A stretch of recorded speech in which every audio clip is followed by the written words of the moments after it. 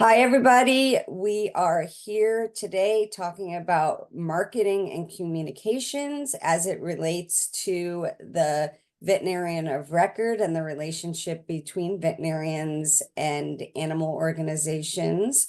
And we are so excited to have Caitlin Quinn with us. Caitlin is an expert in marketing and communication and is currently an instructor at the University of Florida teaching marketing and communication. Welcome, Caitlin. Thank you so much for being here and being willing to chat with us today. Thanks for having me. I'm so excited. So start off by telling us about you. Who are you and what makes you an expert in this? Sure. So I got my start in animal welfare in 2008. I worked for my local shelter and then also a national nonprofit that worked specifically on pit bull issues, which was really good practice at kind of informing communications and thinking about how your audience consumes information, especially when we think about that moment in time for pit bulls. I then was the director of operations for HeartSpeak, which is a national nonprofit all about marketing, and made my way to the University of Florida, where I'm currently an instructor. And I also am doing consulting with shelters on marketing and communications. Perfect. You're the perfect person to talk about this today. So just to set the stage here, this is a toolkit for both veterinarians as well as animal organizations on how they can build a positive relationship with each other and how they can provide more care for the animals, as well as the veterinarians potentially having a business relationship that's going to be meaningful to them. Yeah. So this section of the toolkit is about how to grow the relationship. And when we're looking at growing the relationship, marketing and communication has a lot to do with that. So let's start off with that. What types of things do you think these entities can do to, first off, share that they even have a relationship in the first place? I think that's a great question, and it's such an important piece of all of this. And the first thing that I will say is any sort of marketing communications first have to take into account who the audience is, right? So we're so often dealing internally, especially between each other, between veterinarians and animal welfare organizations. We speak some of the same language. And so we're starting off in one place, but when it's time to kind of broadcast that relationship to the public, who may have a very different understanding of the work that both of our kind of organizations or practices do, we have to first put ourselves in that position of considering who it is that we're talking to and probably backing up a little bit. Like, what do they need to know about this? And the second thing related to your question that I think is so important is just not being afraid to repeat ourselves. So you want to announce that partnership, shine a light on that partner, bring that excitement that you have about being able to partner with a veterinarian of record, or the shelter, whichever way that relationship is flowing, and making sure that you're broadcasting that to your audience, and then not taking your foot off the gas is going to be the key. So it's not about just announcing that partnership once and saying, okay, we did it. We did the marketing of this. It's going to be about revisiting that message over and over again, because the community needs some time to kind of catch on to this partnership. So how do you announce it? What are the specific things that you should do to let the world know that you have this great relationship now? I think depending on the platform that you're using, that can look a couple of different ways. So on social media, I think you want to make sure that before you even write an announcement or get into the language of how you want to announce that to the public, you want to make sure that you have the website correct for your partner. You want to make sure that you have their tag for social media, that you're not inadvertently tagging the wrong organization. And you want to ask them, are there any specifics that you have around your branding that we should know about? Do you want us to always include your logo? Is there language that you use to describe yourself that we should really onboard into our announcement, so that we are making sure that the branding is not only correct for us, but for you as a partner? So those are the big kind of prep questions to ask when you make that announcement. You can also ask about imagery. Sometimes they might have photos on hand that they would like to use to kind of illustrate the partnership or the work that they do. And then I think your announcement needs to be, again, geared towards the audience that you are speaking to, which is the public, who may have more or less understanding of how all of this works, right, internally. So I think you want to keep it as simple as possible. Make sure that you're tagging that partner organization or including their website URL, and really focusing on why it's exciting for you to be partnering with them. Why is this important for the animals that you work with or for the community that you serve? And really remembering to kind of center what is the piece of this partnership that the public will care about. So I've heard a couple of things that I'd like to unpack. First of Yeah, all, it sounded like you were talking about this is a joint communication, and that if you're going to be doing an announcement of some sort, it's something that you're talking about together. You're not just each individually doing your own thing. exactly. And there's an importance to that, right?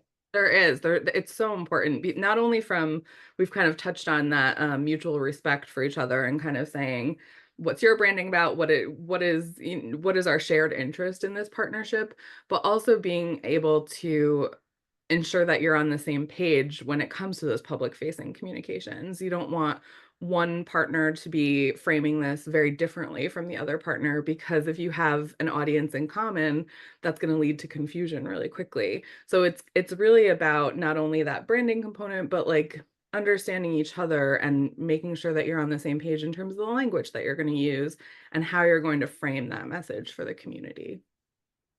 And the next thing I heard you talk about is a variety of techniques that you can use. I heard you mention social media. I heard you mention a website. What other things would we be using to share our messaging to the community? Yeah, absolutely. So I touched on some of those digital components, and another digital component that I would really consider is if one of you or both of you have strong email lists, you have that kind of intact audience that's used to hearing from you in that way. Being able to send out an email blast is another great digital component. And again, a place where you have a little bit more space in terms of the copy that you can write in that place. You can be a little bit longer form in those emails. So making sure that your message is really pre-planned is really important when it comes to that. And then when we talk about kind of non-digital or digital traditional marketing hybrids, you can do things like a press release to your local media, or even just an outreach to a local interviewer or local radio station, somebody that is your local media contact that you can reach out to and say like, hey, we have this exciting partnership. The next time that you want to feature an animal story, think about us. So it can be as formal as a press release or as informal as putting some feelers out and getting in touch with local media. How would you make this message exciting? To each of our organizations, we think it's an exciting thing, but Yeah. why is it exciting to the public, and how do you like tell your story so that it's exciting? It's a really great question. So I think that, again, we have to start from that place of thinking about our audience first and unpacking this to the point of what would be the thing that appeals to someone who doesn't know anything about veterinarian of record.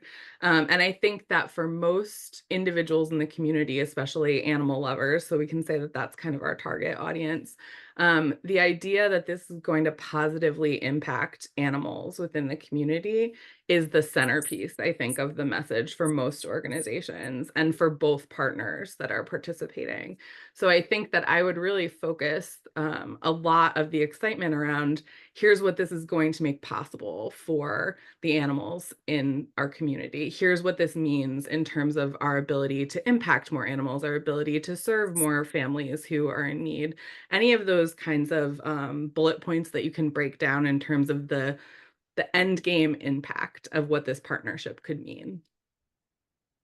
So you've just announced the partnership, but now we want to grow the community's understanding of the partnership. And quite frankly, there might be some situations where we want to help bring clients to the veterinarian or to bring Mhm. adopters to the shelter. How would each of the side grow that relationship so that they're not only growing their relationship, but they're also growing each other's businesses? Yeah, I think that that's part of the conversation that has to happen between these two partners is after we have this announcement, we're kind of making sure we're on the same page about the language and branding for this announcement.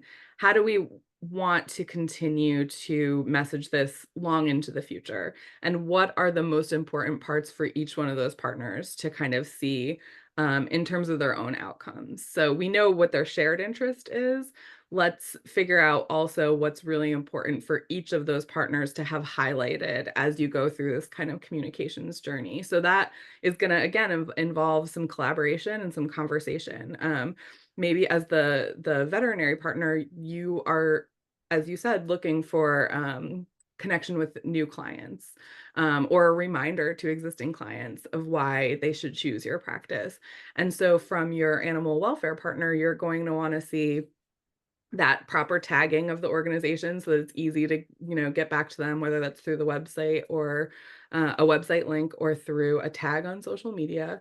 And also giving them kind of some insight into what it is that you want highlighted about your practice. Is it the fact that you are very community based and very community driven? Is it the fact that you value animals in the community the way that your clients do? So kind of finding that touchstone that you want to relate to. And going back the other way, the other side of the relationship, it may be that you're looking for the veterinary practice to highlight adoptable animals occasionally, or animals in the clinic side of things that are happy. I don't want to, not happy tales, but kind of like the centerpiece of the impact.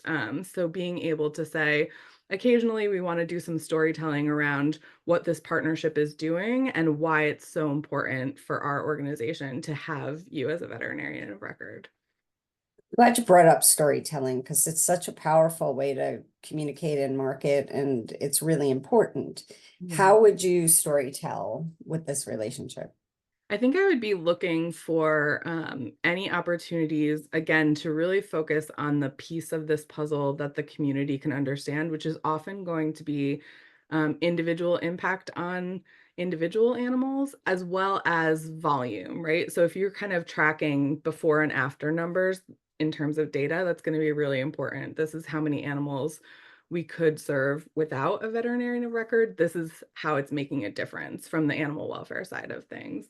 Um, I think it's also really important for people to occasionally have that individual animal to focus on because data and things like that can start to feel really overwhelming, especially if they're not familiar with animal welfare and just the work that we're doing. So having individual stories about animals who are positively impacted by this partnership is going to be really critical. And the behind the scenes component of that that's so important is making sure that all of the staff and volunteers who are working within the organization kind of have this ability and are being empowered to spot stories. The person who is maybe doing the marketing at the end of the scenario doesn't always have access to the stories as they're happening. And so it's about being able to feed those stories, down the line through staff or through volunteers to the person that needs to tell them at the end of the day. So I wanted to move on a little bit to conflict Yeah. and how you deal with a situation from a partnership level and from a marketing communication level when there's conflict. There's going to be times that something happens in the veterinary office, or there's going to be times that something happens at the animal organization. And as a partner in collaborative marketing, how do you deal with that? And I assume the first step is to communicate about it so that everybody is aware of it. But what Yeah. would you recommend? I think it is again about the internal side of communications first. It's about having that conversation. It's also just being a good partner. So if something is happening, whether in the veterinary office or in the animal welfare organization, that gets heard about through the grapevine or is being, talked about publicly, the first thing to do is not to take to social media and put in your own 2 cents. It's definitely to go back to the partner and say, listen, we're hearing a little bit of something. I want to talk to you about it because I know we're going to get asked about it based on our partnership.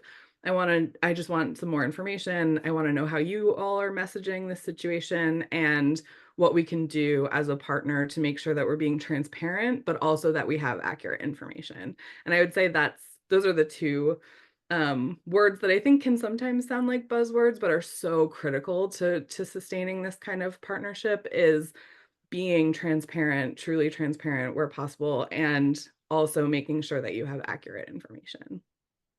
I think we would be remiss if we didn't talk about the immediately posting on Facebook or Instagram or Yeah. TikTok or any of that. So what do you say about that response that a lot of people have to something that they read, or and how to make sure that that doesn't happen as a partner? I think that the first thing is to say that if you're having an emotional reaction to something, that's okay. You're allowed to have an emotional reaction. What is less okay is taking that emotion and running with it publicly. So you can feel however you want to feel about information that you've received. But when you have this kind of partnership, I think you owe each other a certain level of professionalism that really necessitates taking a beat, recognizing I'm having an emotional reaction to this, but I really need to make sure that I have the information straight, because this could be a rumor. There could be absolutely no truth in this. And B, I need to make sure that I am remembering the partnership that we have and looking to preserve that as long as this is a healthy partnership. Like, we need to kind of take a step and make sure that we are bringing that professionalism to the table. So don't react, communicate, and be professional. Absolutely. So we've been talking about traditional marketing stuff, but I wanted to talk about other ways that we can do some cause marketing to enhance the program. Yeah.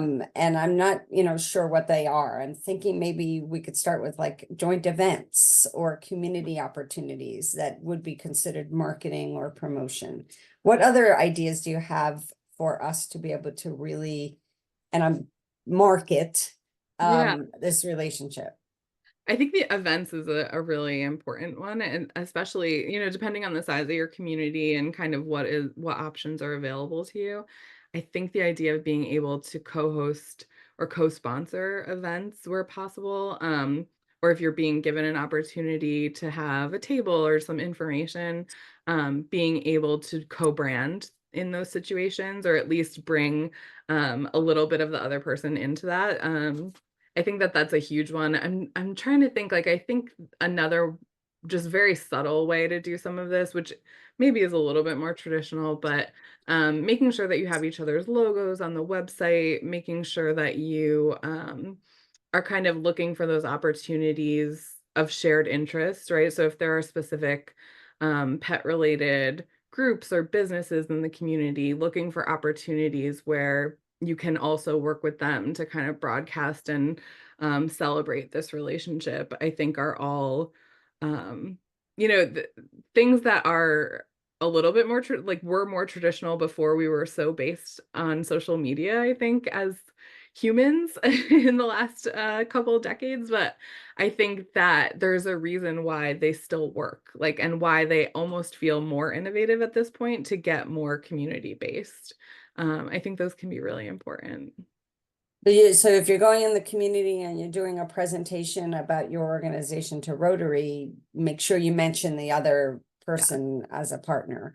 Or Yeah. if you're going somewhere where there's a group of people, see if you could set up a situation, if allowed, to tell people to go to the veterinarian or whatever. Just always making sure it's in the back of your head and coming out of your mouth. Yes. Uh, Yeah. And I think I think the way that I would like to think about this also is it's such a benefit to your organization to have this partnership, not only in terms of what it's physically doing for the animals that you're caring for, but it's also says so much about you as an organization. And when you go to make those connections with other local businesses, other nonprofits, other community groups in your local community, being able to say to them, we have this amazing partnership with so and so, is a testament to your values and character as an organization that you're working together. And it attracts like, right? It attracts more partnership. It's going to attract more folks who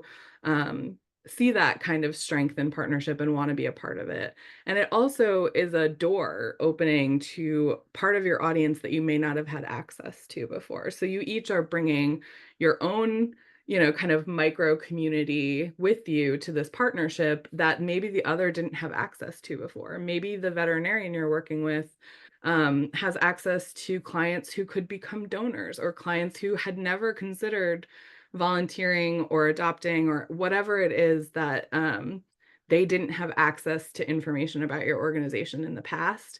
And this partnership may be opening new doors to those people. So I wanted to also make sure we talked about marketing for equity. Mm. And that, because it was a good time for us to talk about that now, because you were talking about opening the doors to new clients, whether Yeah. it's for the animal organization or for the veterinary practice. How do you recommend we talk about different populations or different languages or different locations within our community and this partnership? Yeah, it's such a great question. And it's one of the reasons that I end up probably repeating myself a lot, but really harping on this idea of audience as so important.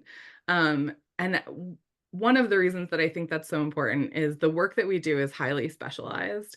And we're so used to kind of our lens on an issue, and our lens just on basic pet ownership. And it's so critical to once in a while really force ourselves to think about, what does this issue, what does this organization, what does this partnership look like through the lens of community members who maybe have access to totally different information that we do.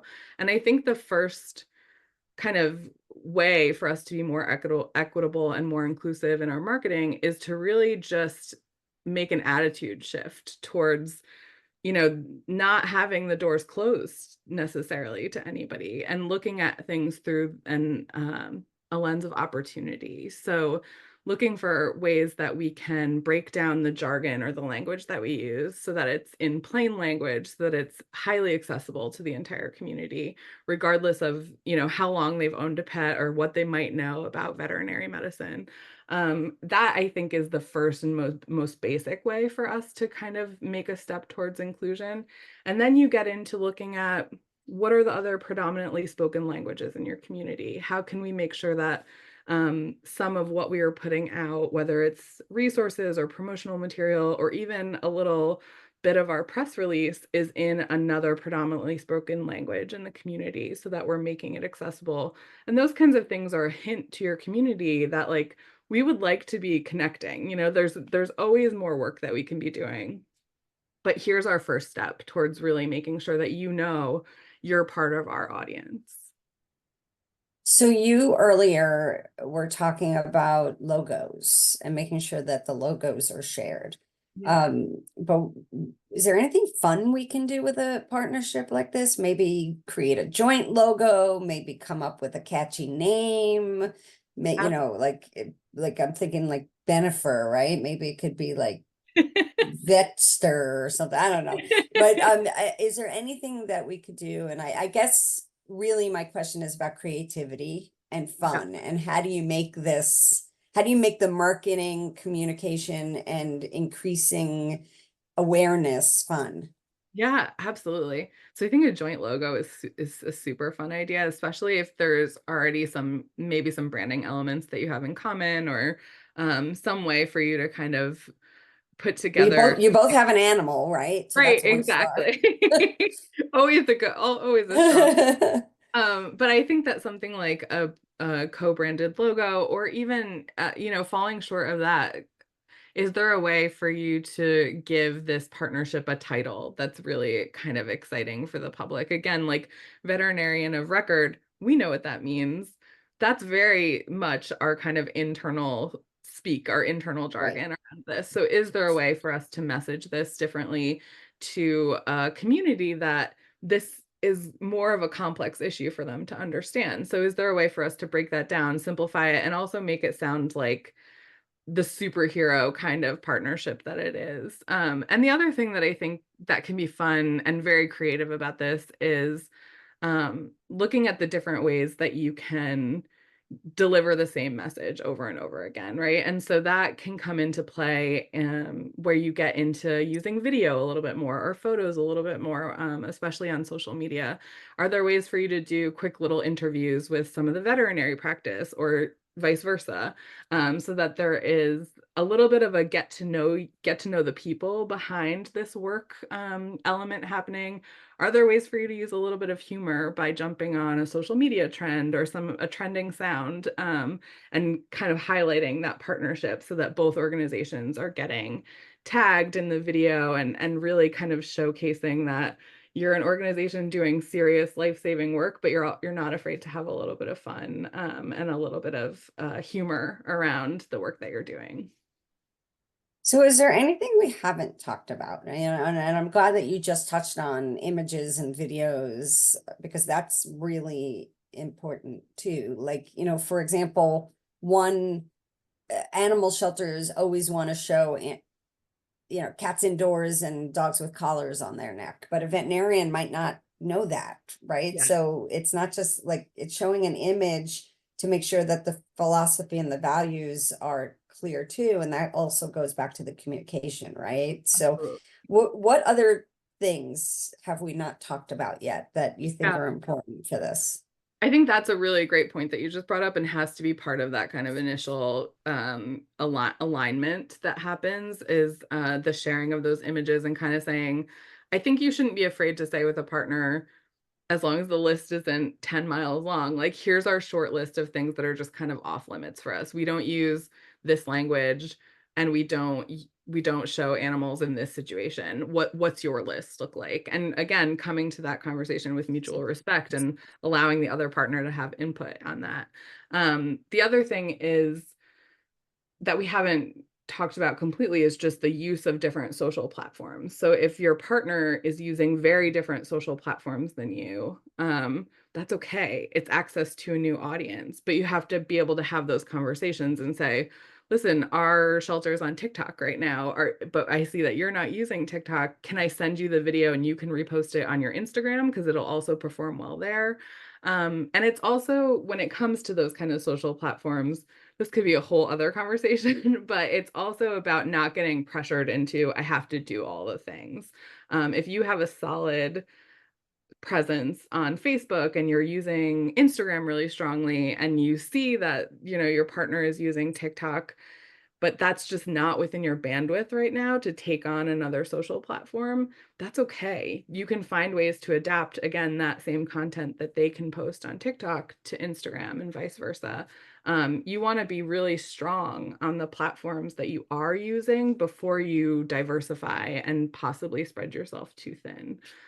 So that's the thing that I always like to remind people, because I think with marketing, there is sometimes this pressure for everything to be super slick and to be using all the platforms. And every time a new announcement comes out, we need to jump on the bandwagon. And I always want to give people permission to kind of hit pause, take a moment, see what you're actually capable of, and just do what you are doing to the best of your ability. Do it really well before you take the next step. So any final words of wisdom for both of these partners and how to make a relationship work? I think the only other thing that I'd like to remind people of is that people are really attracted to positivity in marketing. And so in whatever way that you can really celebrate this relationship and what it makes possible for animals, positively and hopefully, um, I think that that is going to be far more effective than the kind of old school doom and gloom approach to animal welfare or animal marketing of any kind. So I really like to encourage folks to really try to be the bright spot in their community's feed or in their community's news cycle so that they can have that kind of positive association and get really excited about working with you in the future. I think that is a wonderful place to end. Caitlin, you were my bright spot of today, being willing to dialogue with us. And I'm wondering, are you willing to give out your email if anybody has any specific questions of you or wants more information?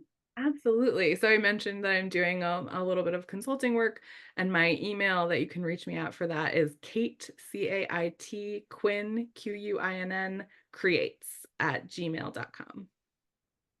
Well, again, thank you so much for being here today and for your words of wisdom, and we appreciate all that you do. Thanks so much. Thank you, Julie.